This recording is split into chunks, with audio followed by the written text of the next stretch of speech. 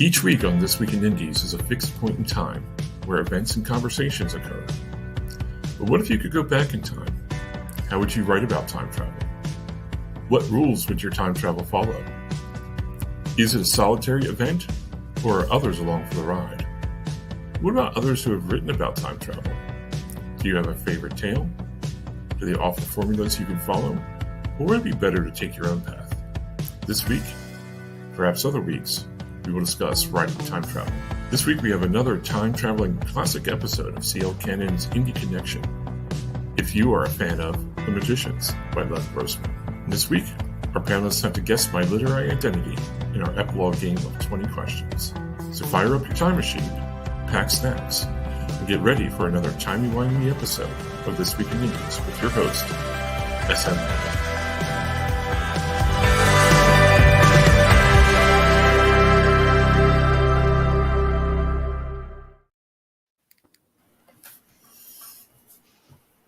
And good morning, or good afternoon, everyone, or good evening, depending on where you are in time and in space. Welcome to everyone to another timey-wimey edition of This Week in Indies. I'm your host, SM Hillman. Try again. For those listening in the past and those listening in the future, no spoilers, please. Don't let the current people watching currently know what happened or what might happen. We would appreciate it. Before we get too deeply into our discussion of time travel, let's go ahead and writing it. Let's go ahead and meet our great panelists who are here to spend a little bit of their post-Halloween with you. We'll go ahead and start with Jessica. I'm Jessica Nettles. I'm the author of The Children of Menlo Park, even though I'm not in the right space. You can find me at jessicannettlesauthor.com on several of the social medias. I'm really excited to be here and to talk about this topic. Awesome. Thank you so much. And our own very own Go Indie Now, CL Cannon as well. Hey guys, I'm Courtney, aka CL Cannon. I do a lot of things here on Go Indie Now, but I also love writing time travel. We actually did a whole anthology of this for Fiction Atlas. Let me get on the right side. At Fiction Atlas, this whole book is full of time travel, and I've written a couple other time travel short stories, and it's just a genre that I really enjoy both reading, watching, talking about. So I think it's going to be a great discussion today. I agree. I think it will be too. Next up is our friend from another space and time, AJ Ponder. Hi there, I'm coming all the way from New Zealand. It's 6 o'clock in the morning here, so excuse me if I'm half asleep. I come from ponderbooks.com, and I've been writing for quite a long time. I love all genres, but I grew up with Doctor Who, and so time travel holds a special place in my heart. I've written a number of things with time travel in them, from children's books to Dragon Shifter's Horde, to my latest series where we drop back into time, into Merlin's era, and then back into the 1950s. So it's a lot of fun. Excellent. We look forward to hearing what you have to say about time travel. And we have Juliet Rose, who just flew in from the future. Yeah, feels like it sometimes. Or maybe the past. So I'm Juliet Rose. You can find me at authorjulietrose.com. I am a multi-genre author, including time travel. And really for time travel, for me, I'm probably more of a reader of it. Since I was a little girl, that has always been like the thing that I gravitated towards and was fascinated by. So I'm looking forward to this conversation. Excellent. Thank you all for being here on a Sunday afternoon. We appreciate everyone out there watching. So, Jessica, let's start with you. Okay. Do you remember the first time you encountered time travel, either in literature or in media, and what fascinated you about it? You know, I've been thinking about this a lot this week, trying to remember. It kind of tells you I'm old. I'm Generation X, so I don't actually have an exact memory, which is weird. I just remember I watched a lot of sci-fi when I was very, very young. So maybe it was Star Trek. Maybe it was the Time Tunnel. In repeats, I just remember being fascinated and going, "That's really cool." And then in the '80s, Doctor Who, and then I'm like, I'm totally in for this ride. So I've always been like, okay, if I could go back in time, what would happen, and what would that be like, and what would the rules be? What would my rules be? And so I've always kind of like I've poked at it in my own writing for a long time, and it just been thoroughly fascinated. So I don't know that there's one specific thing that jumps out at me. It's just always kind of been there. Did you do you remember anything, like any literature, any stories in particular that you read? H.G. Wells. That's probably the first I remember reading. And then of course I read a lot of comic books too. So there was some time travel going on with that as well, because Marvel plays with time travel a lot. So, you encounter that sort of thing, but probably H.G. Wells. And I was also, by the time I was in 5th and 6th grade, I was also reading things like Ray Bradbury and crap like that. Well, not crap, but things like that, where they were all just kind of dabbling with it. You grab your Omni magazine and somebody's going to have time travel, So it was just kind of all around me, kind of like the Android and a bunch of other things that were just part of the 70s science fiction. It's there. I just want to also say that to time traveling Ray Bradbury, Cody now and me are not responsible for what our panelists say. I love Ray Bradbury. I love him. Courtney, what about you? Do you remember your first encounter with time travel? I don't remember if it was my very first, but one of the first more memorable ones was I was a huge Gargoyles fan, and they had the Phoenix Gate in there, and you can time travel with that. But I've always been really into sci-fi, really into time travel across like literature and shows and things. So like 12 Monkeys, like the series. I like the movies, but I love the series more. There's Doctor Who. I'm a really big fan of it. So I can't really pinpoint the exact moment, but it's always kind of been something that I've come back to as a writer and as a reader. Awesome. Excellent. Jumping in from out of time, let's go ahead and quickly introduce another one of our panelists. Joni, go ahead and introduce yourself to folks. Hi, I'm Johnny Jordan. Yeah, I was on the wrong link watching the show instead of participating. I've written a number of genres, and what might be now I have some short stories that are definitely sci-fi time travel, but my best time travel book is actually a fantasy and involves magic. Oh, that's fantastic! Awesome. We'll hopefully we'll talk about that a little bit. Currently, the question we have to our panelists is, what was your first interaction with time travel, either in literature or in other media? Ooh. Now, that was about 50 years ago. Probably was something by Arthur C. Clarke, but it could have been it was Edgar Rice Burroughs. I think. Oh yeah. Awesome. Yeah, go back. Perfect. AJ? Hi, I can't remember the name of the book, and I probably read a few books even before that. Madeleine Delango. There was a book where a couple of girls went through some standing stones in the UK back to the time of the witches, which was fun. But yes, I also grew up on Doctor Who and Marvel more recently. But I think one of the earliest ones would have been well before I'd reasonably be expected to remember, at about 6 or 7. Awesome. Excellent. Yeah, so for me, it's A Wrinkle in Time. I mean, I think that a lot of us probably can relate to that one. I'm also a Gen Xer, and the 70s definitely, I have to say, was big on sci-fi and big on time travel. But yeah, as far as books that I remember, it was A Wrinkle in Time. Perfect. Any shows or movies that stand out to you? Not particularly, just because I feel like we were pretty saturated with that concept at that time, and I'm sure anybody same age can relate to that. Like, I felt like, the 70s really just brought about like that idea of time travel and sci-fi, and really kind of, we went from, something else into that. And so I felt like so much of my childhood was about, time travel and kind of getting into those futuristic concepts. Perfect. Thank you. Because they changed positions, we are going to go ahead and start with Jessica again for this question.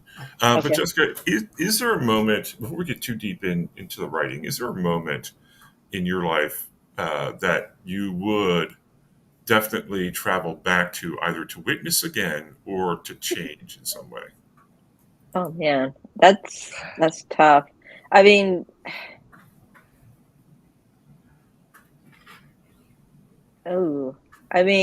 yeah, maybe to witness maybe the birth of my children again. I mean, that seems sentimental and predictable, right? That's okay. Also, I don't know about changing. I mean, seriously, some people are like, yeah, I want to change, blah, blah, blah. And yeah, there's some really rough moments for me in my life. Would I change those moments? Probably not, because those rough moments built who I am. I won't say, I mean, it's easy to say, oh, they all made me stronger. No, they didn't. They damaged me. But at the same time, that damage caused me to take a look at some things. And I think helped me to ultimately build myself into the person I am. So I don't know that changing anything would be a good thing. That's a tough question.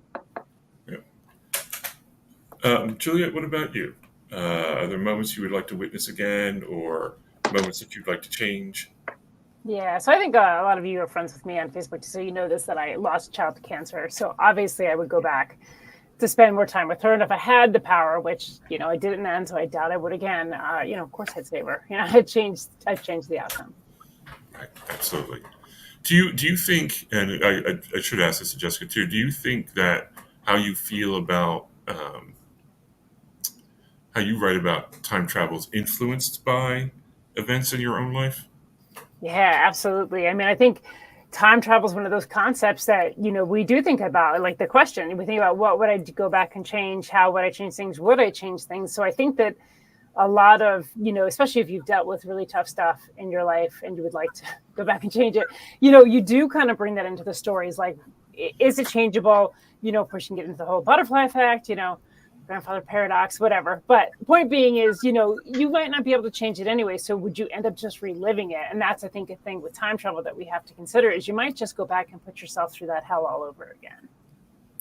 Yeah, I totally agree with that.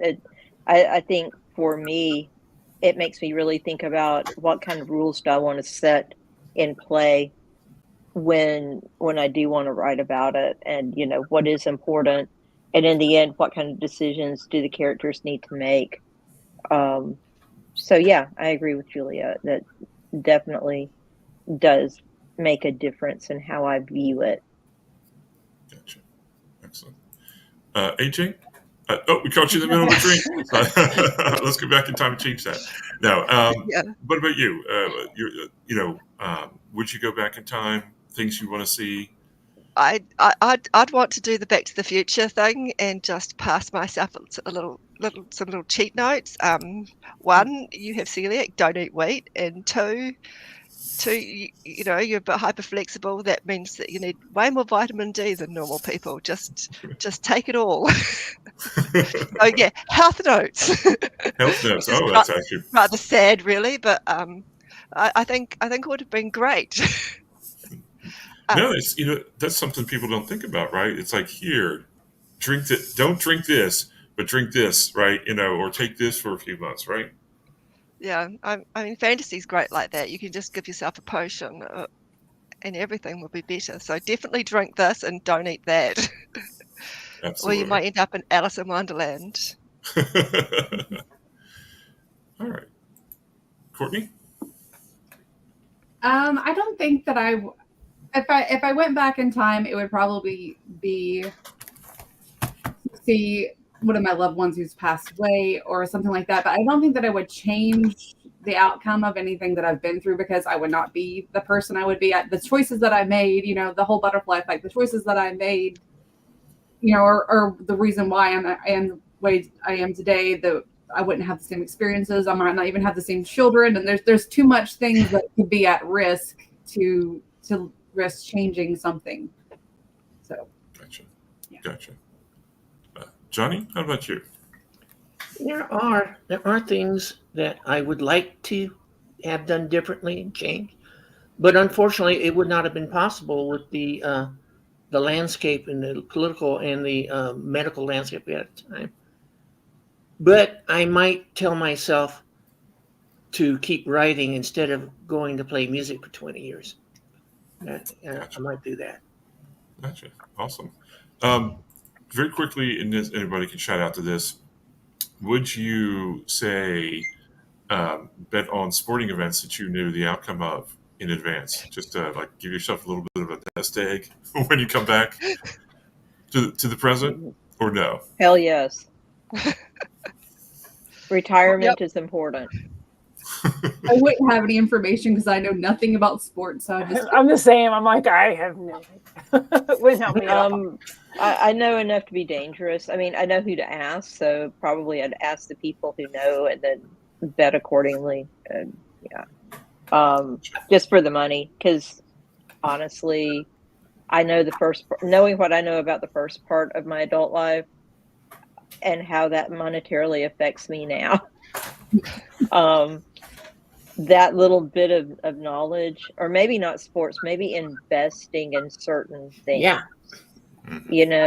Like going back and whispering to my young 20-something self that the Teenage Mutant Ninja Turtles really were going to turn into something big, and I need to buy those black and white comics that I thought were so damn stupid. Yes, you do. Yeah. You really do need to keep those first editions of the Watchmen that you had in your freaking hands instead of letting your ex sell them off. Yeah, things like that. Yeah. Gotcha. Awesome. Yeah, I'd go back and buy Apple and Google. Yeah. Instead of buying I need all the time. saying that. Yeah, definitely. Especially Apple. Yeah. All right. So Johnny, tell us a little bit about, and I think it's really fascinating, time travel with fantasy, right? You said you mentioned you wrote some of that. Tell us a little bit about how it works in fantasy, because typically we attribute it to either sci-fi or things that are sci-fi adjacent. Well, it starts off with a clan. I call them a witch clan, but what they really are is they're a magical clan that can they can peer into their ancestors' past. And this young girl is visiting several ancestral memories, and as she grows and expands in her ability to do this, somebody points out, have you noticed that you're not just reliving some ancestor, you're actually coming to the past? That might be a spoiler, but it's so. But that's how I did that. It would start off with ancestral memories, and then all of a sudden she was able to actually travel into those memories. That's interesting. Are there any rules associated with the time travel, like things that the person can or cannot do? Not they cannot do, but they should not do. And as a matter of fact, I got 4 books out of it that are all chaos created from what somebody else did when they traveled back in time. Awesome. Excellent. Courtney, you are someone else who's written a lot of time travel. I guess everybody has. What about you? Tell us a little bit about some of your favorite time travel stories that you've written, and any rules that you would that your time travelers follow. Like I've done a couple of different ways. I think one of my favorite ones is actually a mashup of time travel and space travel, and it's actually based off of Pride and Prejudice, which is like totally weird and random, but it's about a girl whose sister has been kidnapped by her ex-best friend, and he's kind of taking her through the timeline, and she's going after them.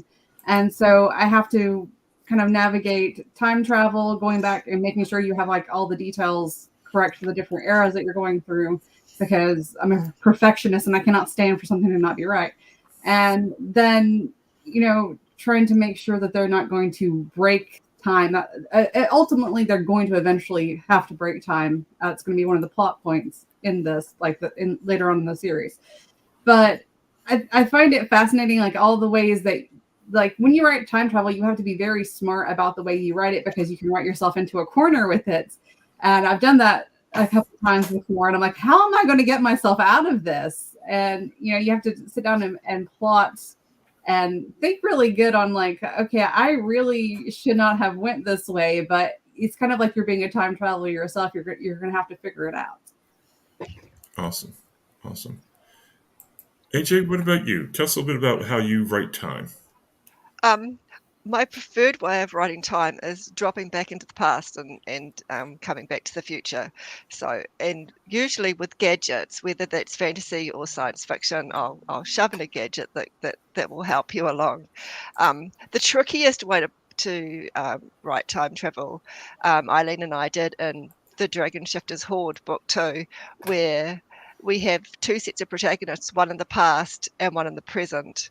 And you have to make sure that their timelines match up, and they're managing the people from the past are managing to pass messages to the people in the future by like putting graffiti on desks and things like that.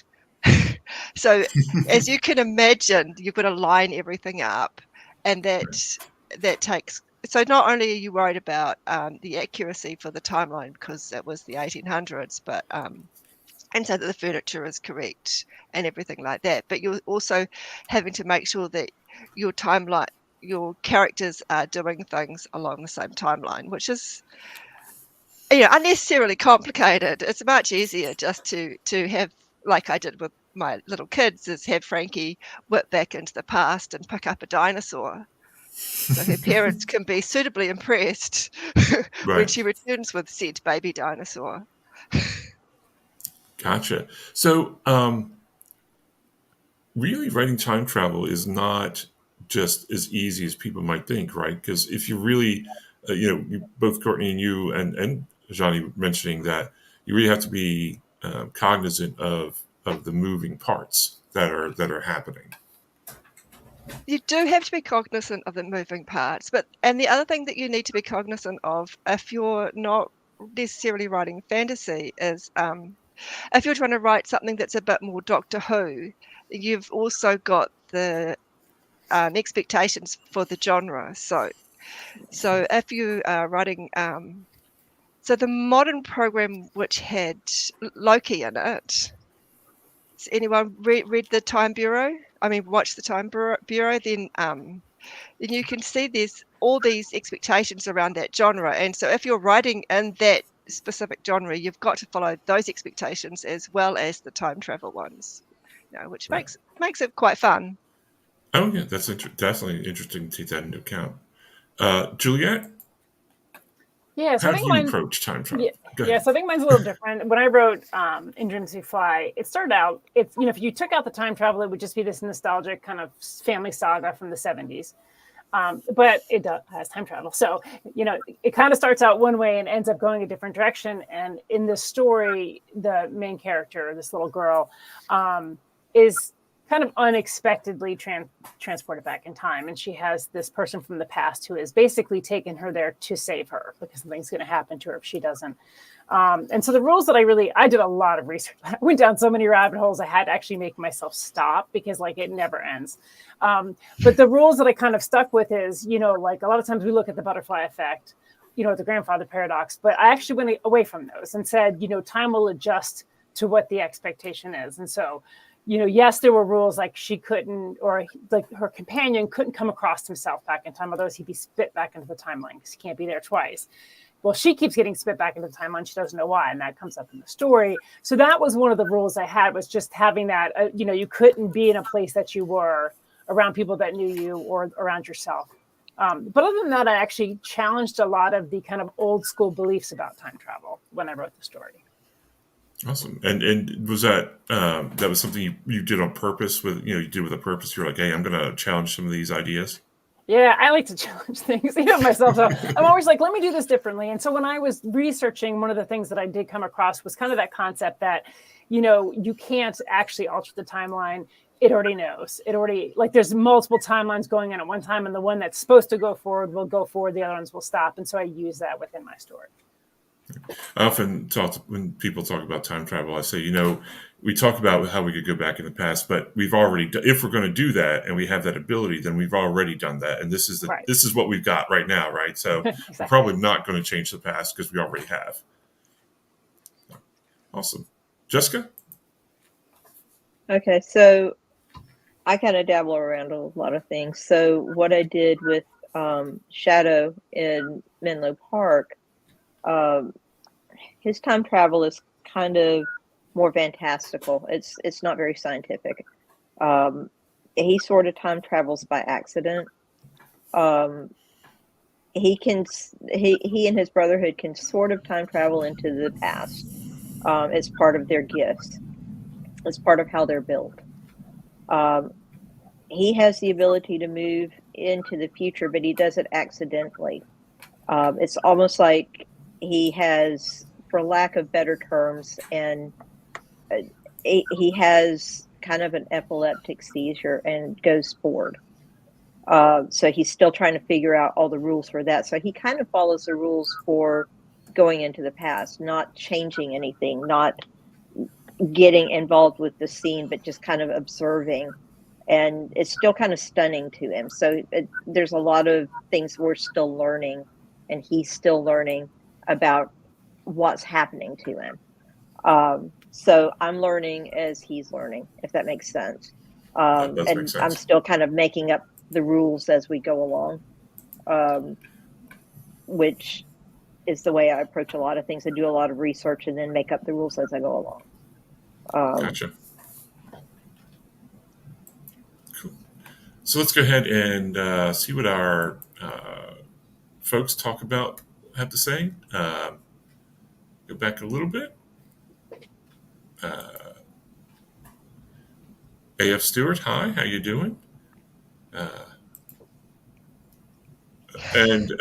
No, you may be in the wrong time, but you're never in the wrong place, Johnny, for sure. There we go. Yep, like a viewer. There we go. We have James. Hello, James. Hi, everyone. Thank you so much. Jessica, breaking the fourth wall. Always good. AF has 12 Monkeys. Yep. Agreed. That was a good one. Let's see. And Planet of the Apes. Yep. And Wrinkle in Time. We mentioned that again. Absolutely. Buy Apple and Google stock. Yep. That's a good, fast sells. Don't forget that. Go back to the 80s when Apple stock was low and get your younger self to buy stocks. Yep. Absolutely. Star Wars action figures. Absolutely. I was rough on my action figures, right? Like Han Solo lost a hand instead of Luke, right? Han Solo lost his hand very early on. So there wasn't a lot we could do about that. And Jessica mentioning who had, entire Star Wars action figures. Absolutely. So speaking of time and seeing the past, now is the time for the Indie Connection with our very own CL Cannon.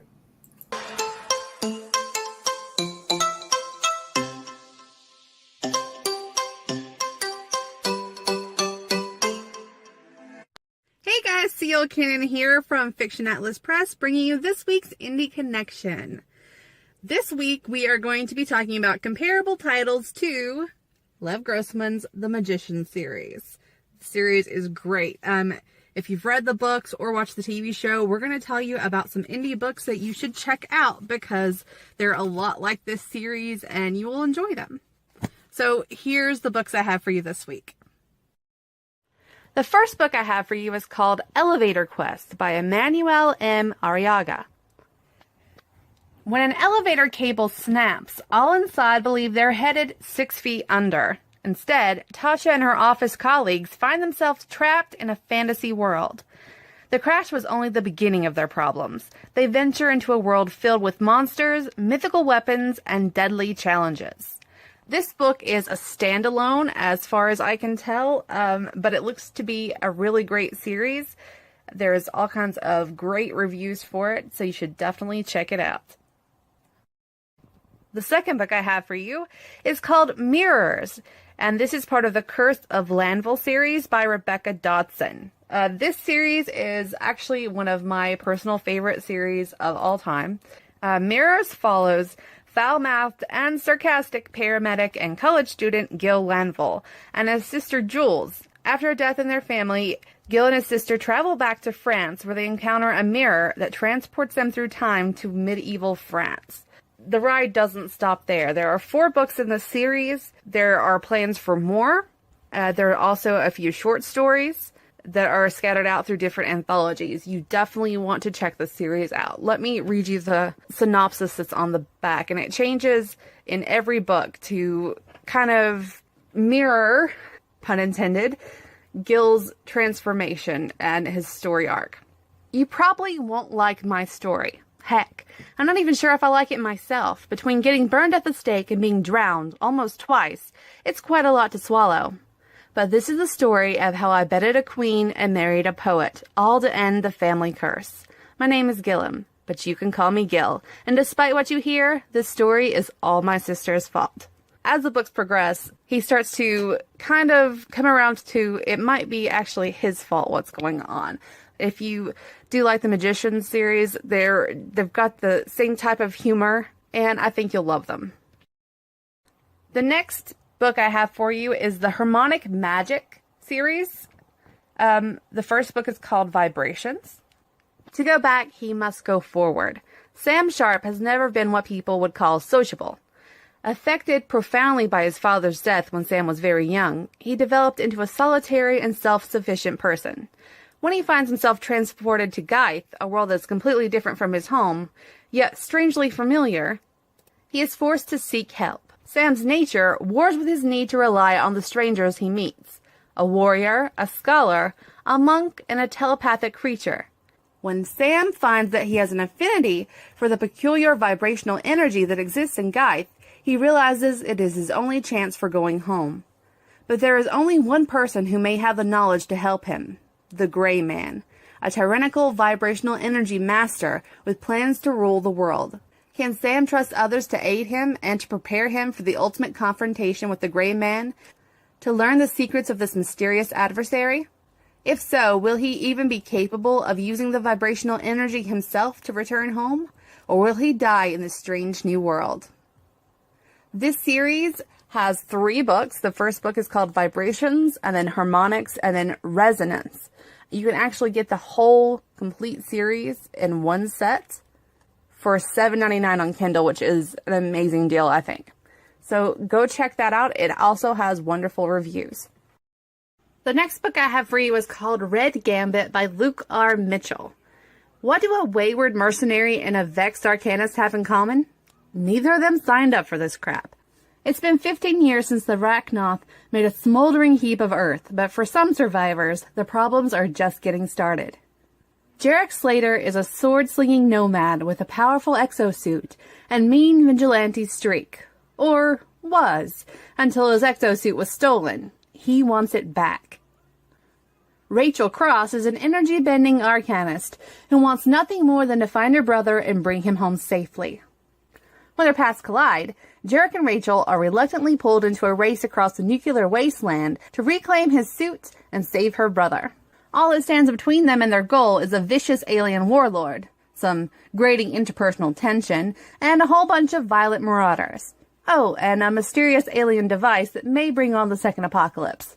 Together, they might just be strong enough to pull it off, assuming they don't kill each other first. Red Gambit is one of 4 books in the Harvester series, and there's more on the way. and a couple of prequels. Okay, how great were those books? Definitely go check them out. And that's all for this week. Next week, we'll have you a completely different book, a completely different genre, but also some comparable titles. So remember, it's always time to go indie now.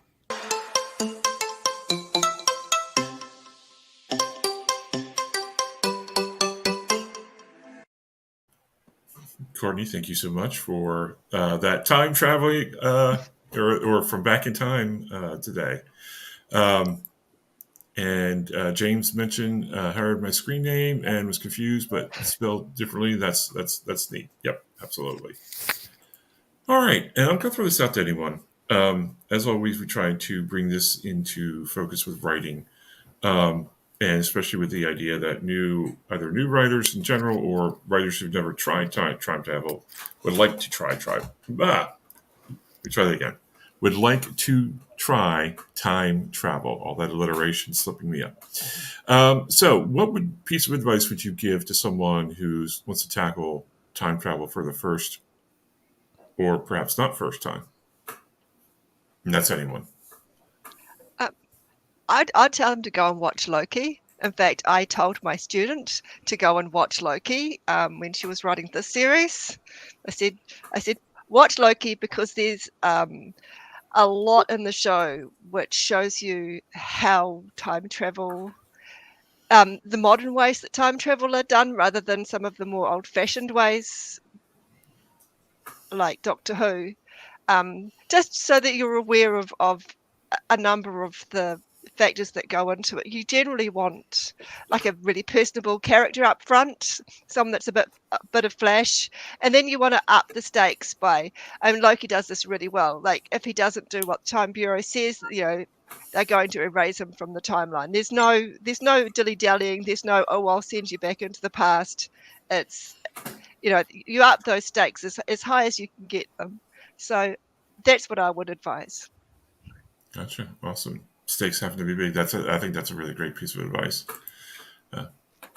Yeah, I think I would say, a couple of things. One, when you're writing time travel, you can be creative with it because it is something that's somewhat speculative. So we can really kind of make our own rules. However, I think whatever you decide, you need to pay attention to the threads to make sure everything does make sense within that. You don't say one idea of time travel and then a different idea of time travel that would contradict that. So I think really paying attention to how you decide to go forward with it and then all the threads come back together like it should.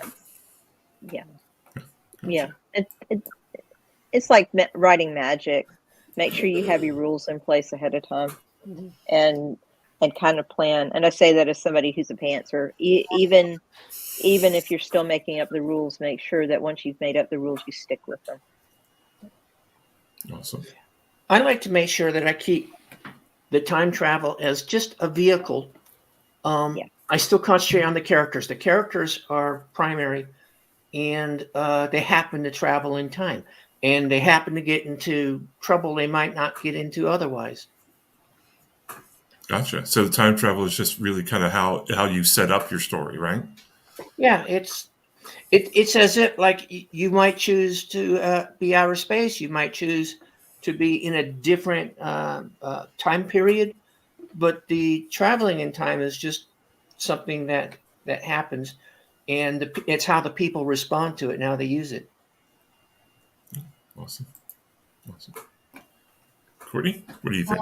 I'm thinking a lot like AJ. I think you should research, and I love Loki also. It's a great example, but again, I'm going to promote 12 Monkeys because it is so good.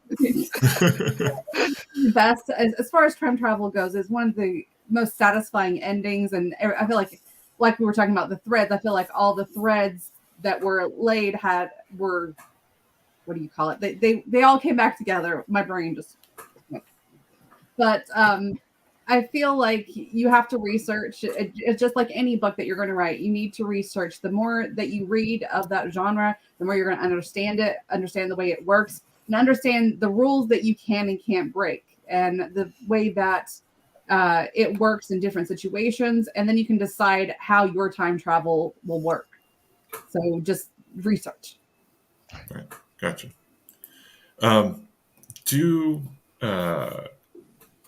do time travel stories work better with happy endings or with sad endings? Anyone have a thought about that? I think that's an either or. I think it really just depends on the story because, again, the story comes first. The time travel is a vehicle. Mm-hmm. So I think that ultimately it really is just, however it works with that story and those characters. Gotcha. Okay. I think that the time travel really it expands that the chance of having some people are going to have a happy ending and some are not, because it really is going outside the rules of nature. Right. Okay. I think it depends a lot on the type of time travel that you're exactly going for. A lot of time travel is going to be quite uplifting, I think, because it's the idea that you can go outside of time and make things better. But then you've got your different types of time travel, which are, they're vibing on a different wavelength, and it depends on your reader and exactly what vibe you're going for. Right. Yeah, and what's the goal of the time travel? Is somebody trying to go back and do something that they probably can't do, or is going to cause something worse to happen? Or, you have to really look at what is the goal in mind. And sometimes, showing that you can't go back and do certain things and having it come out differently is good because it kind of shows that concept.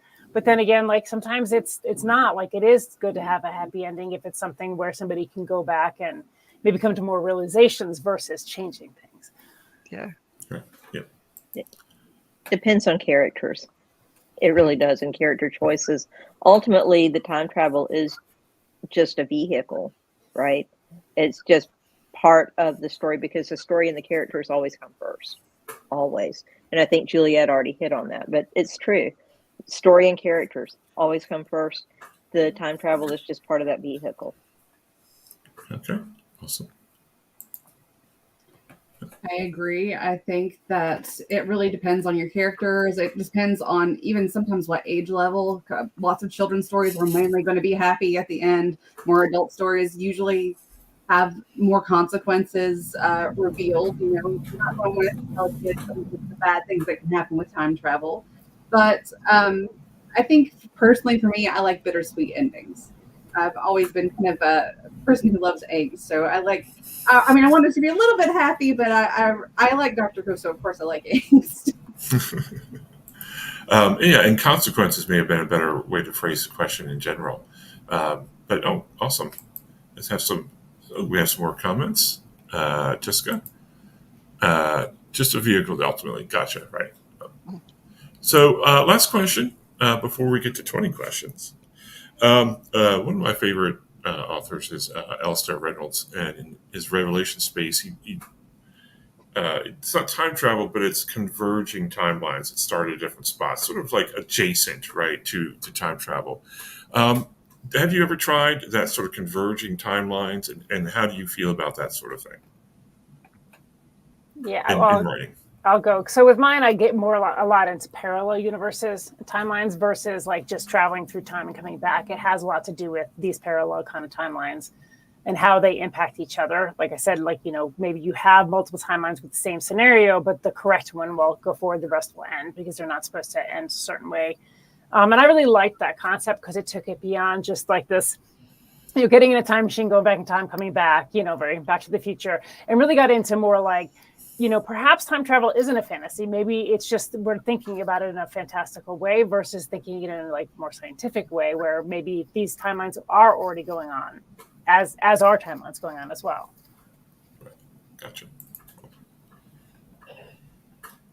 I try to avoid the multiple timeline genre completely. I want there to be consequences. I want, if you go back in time and you accidentally or maybe you intentionally do something so that your parents don't die in a car crash, I don't want that to create a new timeline. I want it to be that there will be consequences for what you do when you return to your own time. Awesome. Okay, great. Thank you. I'm fascinated with the idea of parallel timelines and universes. I haven't experimented with it, but I also think that even if you change something in a parallel universe, there's impacts for this universe. So it would be interesting to explore those impacts.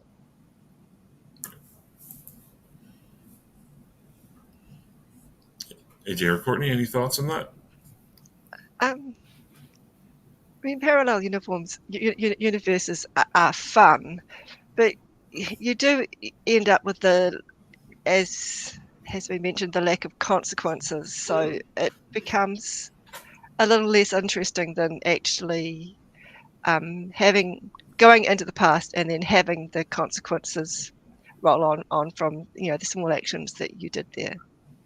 For me, anyway. I mean, it can be done in a fun way, so I'm not dissing it as a genre, but I think for me personally, I prefer to have the consequences roll through.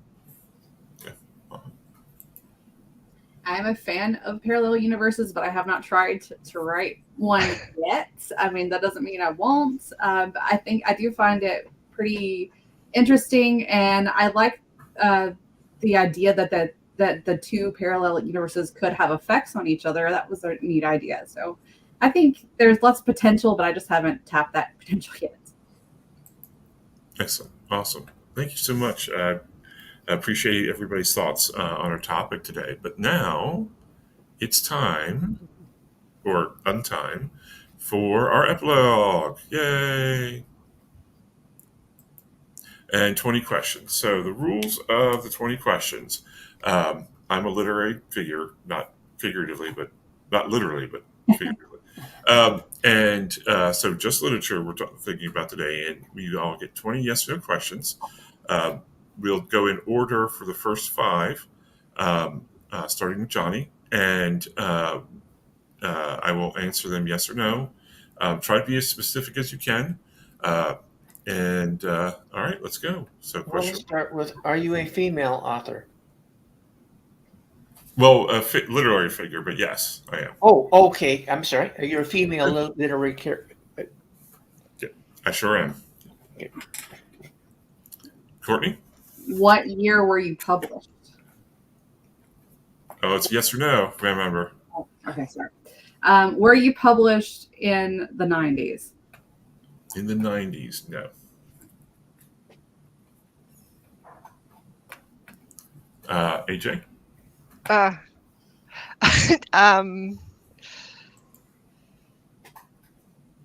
Have you won a Hugo?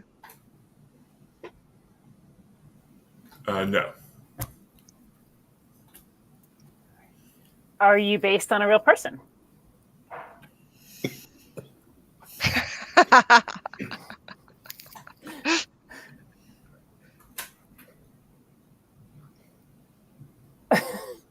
He's disappearing. That means there's a yes.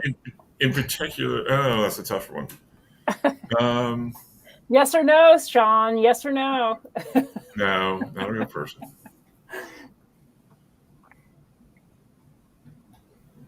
Are you a modern character? No. Okay, that's 5 questions. Now it's open to anybody. What genre are you in? That's not Oh, yes that's or a no. yes. Okay. Okay. Are you in? Okay, I'll do this a different way. Are you sci-fi genre? No.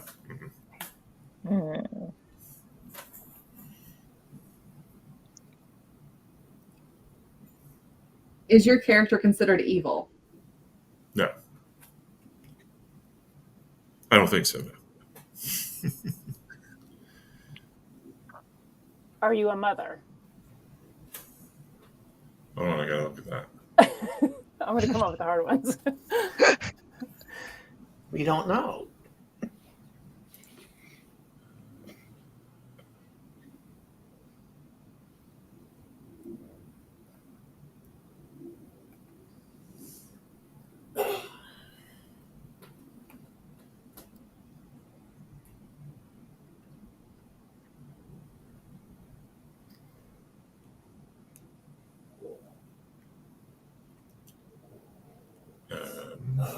Give me a second. I'm checking. I'm checking.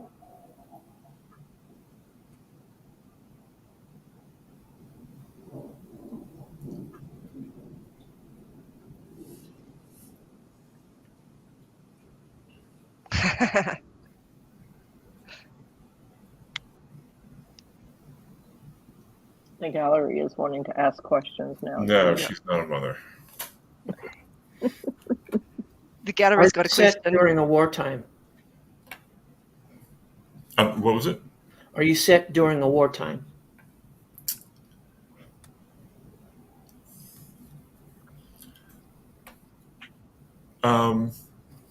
Yes, but it's not important. This story. I'll just give you that Ja- one. James McDonald from the gallery wants to ask if you were an adult when we first met you.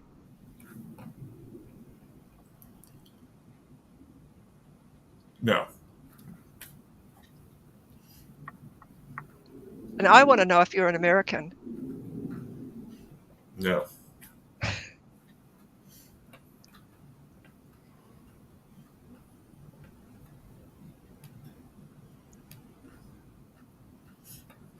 Are And you yes, featured James, in? I'm sorry. Go ahead. Are you featured in a novel or a short story? It's a novel. Okay. Are you a person yes. of color? No. Are you a wealthy character?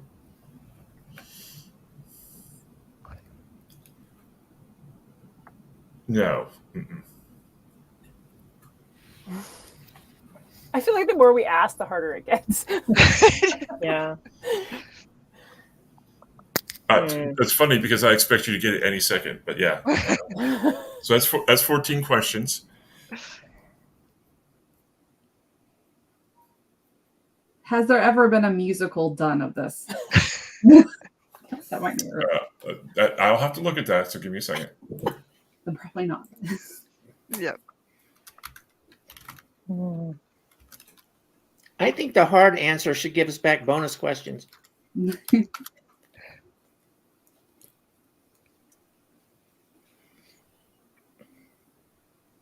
Yes, technically there has been a musical. Yes. Oh. Technically. I mean, yes, there has been a Technically. musical. You didn't like the singer? I don't know. Or it got bad reviews.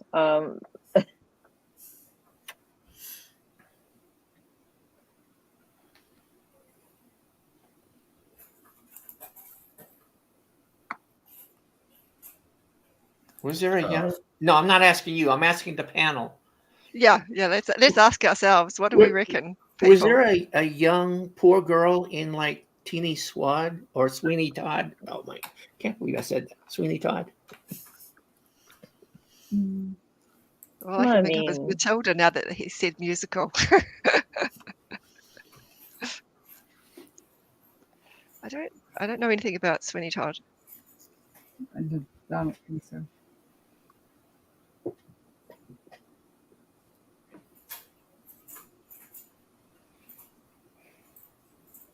How many questions do we have left? 5. So James asked if you were an adult when we first met you, but are you an adult? Do you become an adult in later stories or in later? Yes. Okay. They are part of the novel. Yes. Okay. Start as a child, get up to an adult. That's 4 questions to go. Not American. Musical threw me off. It didn't help. I'm like, Is your author? Oh, I can't ask that. Oh well, yeah, I can. Is your author Charles Dickens? No. And yes, you can ask questions like that. So no, it is not Dickens. It is not a Dickensian story. Damn it. That eliminates that musical.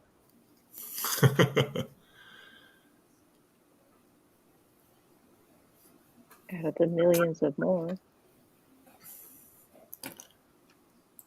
So the Peanut Gallery has asked a question. Do you guys want to ask that one as an official question? sure. Yeah. I'm fine with that. Okay. No, the parents are not alive.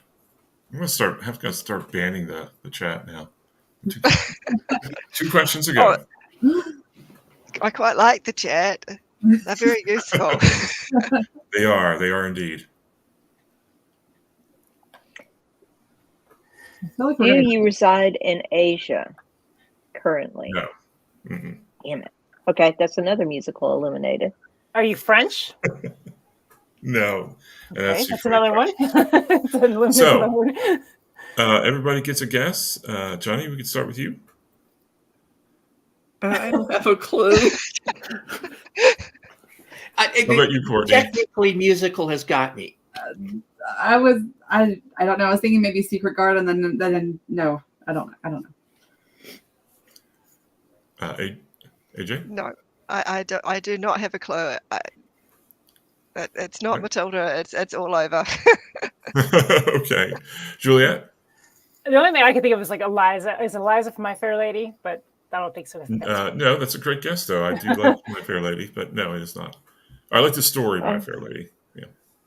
And I like I mean, the Lord of only- Hepburn, so, yeah.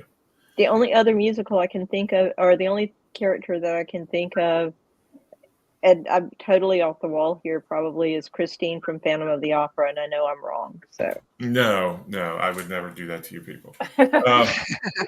I will say probably the musical question did throw you off a bit. And the reason I said technically yes is that I had to look up the fact that there was a musical done about this. So it wasn't, I don't think it was a big deal, Big right? one, yeah. yeah. So the answer is, and I imagine some people in the audience might know this, it's Jane Eyre. Oh. Oh, it is a musical of Jane Eyre. That's what threw me We off. just didn't go the right direction, and that's what it was. We just didn't go far enough with the time period. Okay. Well, But now I know. you asked a lot of really good questions about it, though. Now I know why I had no idea.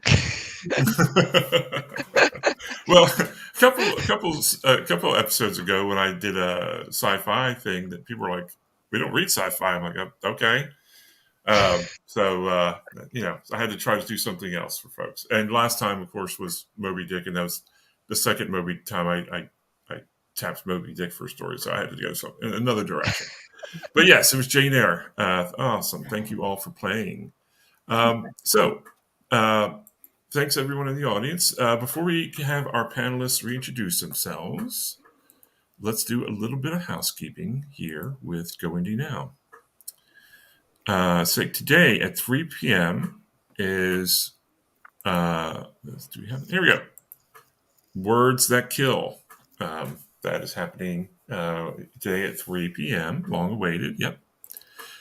Tomorrow, is it tomorrow? Yes, tomorrow at 7 p.m. Join Joe for. No, wait, that's not Joe. I don't have a 21 grams. So anyway, join Joe tomorrow for 21 grams. He will be at 7 p.m. Eastern. Tuesday for Election Day, we have a fun one. So it's a little bit self-promoting.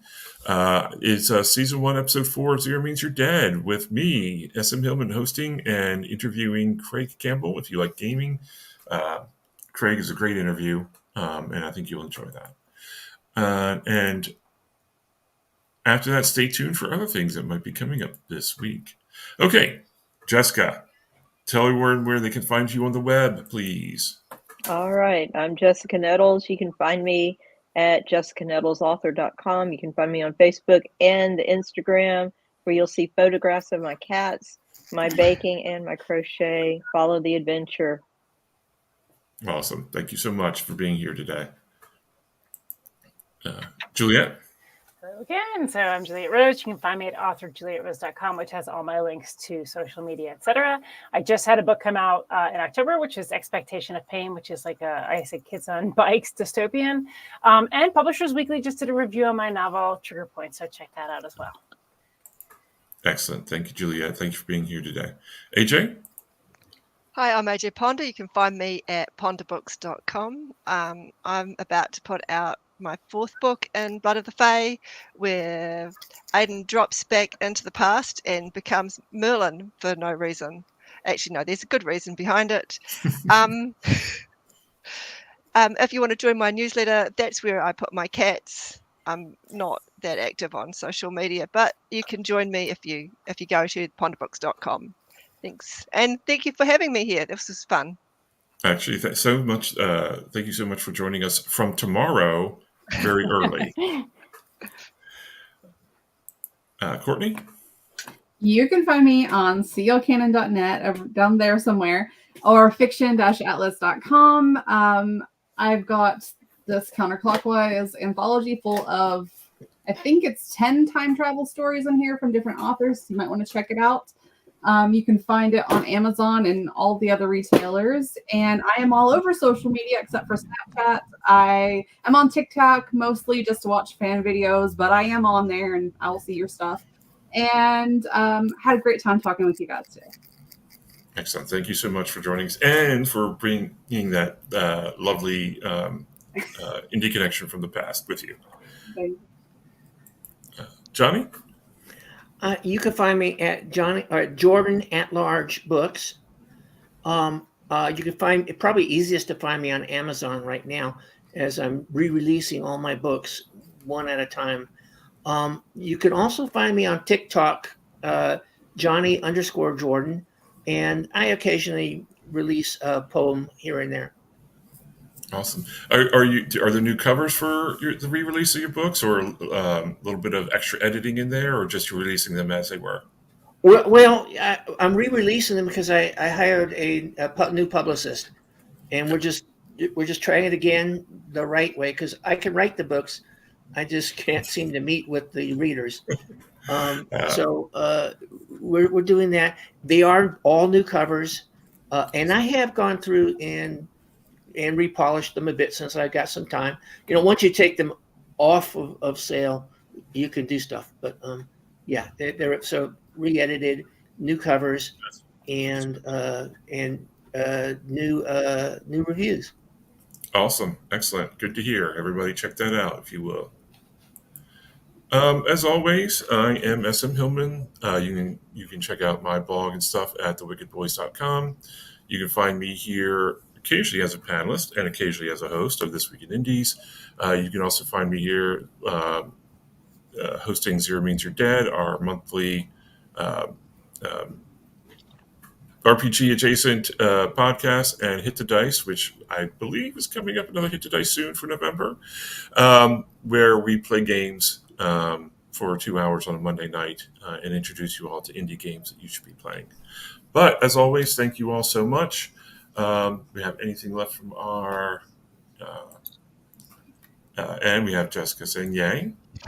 And yes, we will not. Yes, he is not. Joe's not going to be with Stephen King. Sorry. But yep. Again, I'm SM Hillman. This is This Week in Indies, and it's always time. Hold on, I can do the thing.